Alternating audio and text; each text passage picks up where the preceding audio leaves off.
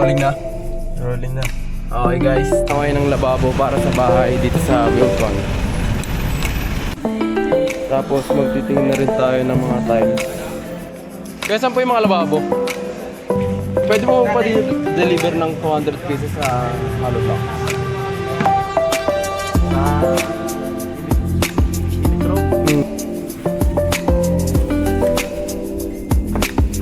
Okay guys, ito na yung pangatlong araw at ito na yung mga natapos. Before you see the walls, the roof, or the final look of the shop, everything starts with one thing, the foundation. Ngayong araw ay naghuhukay na para sa foundation ng shop. Hindi pa siya mukhang exciting, pero ito ang isa sa pinaka-importanting bahagi ng buong construction. Ngayon ang third day ng paggagawa ng ating shop.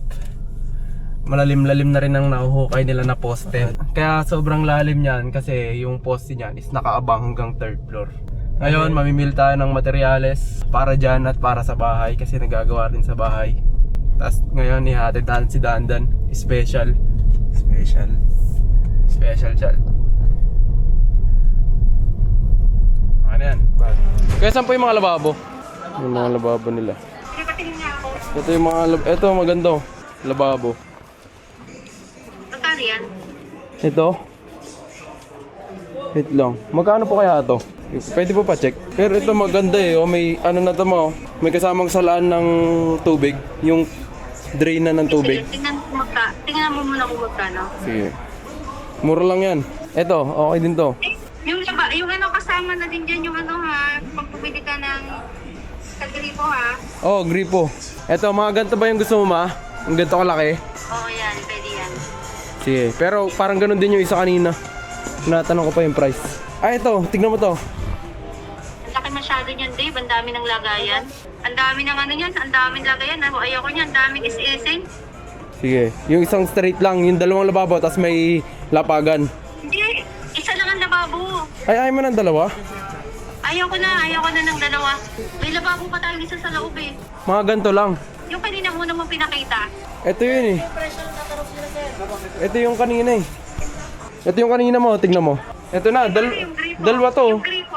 Ayun, hindi kasama. Ay, hindi kasama ang gripo. Ang gripo, 4,000. Ay, hindi, dalawa pala lababo niyan. Teka, ang haba na niyan, Dave. Baka hindi na yung commercial doon sa Hindi. Sara. Kasha. Wala pang nagagawa si Foreman na ano, na ang tawag dito, na lababo. Butas pa siya. Hindi, I mean, ay, kakasya yan. Kasha. Simula sa gilid hanggang doon sa bintana sa dulo ng liwanag, ha?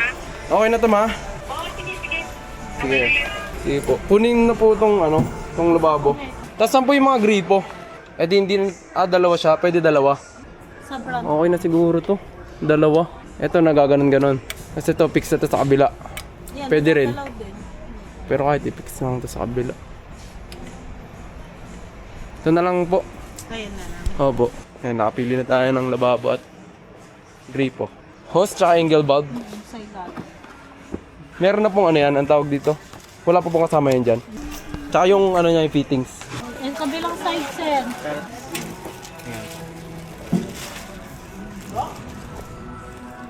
Sige po. Okay na po.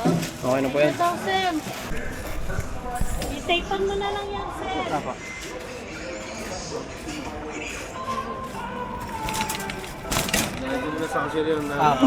Saan po yan doon? Ano po, debit. Pwede po pa deliver ng 200 pieces sa hollow block. Na 5. Ay, 200. 200. Per 5. Opo. Tsaka ito. Kaya po yan ngayong araw. Then nakalimutan yung print nung nakaraan. Pala. Yung pala tsaka yung pansit. Kala nyo kalimutan nyo. Kala nagbabado. Isa lang. Yan yung simento, buhangin, graba, hollow blocks, tsaka Kulay, bakal. ano? Kulay. Orange. Opo, ori.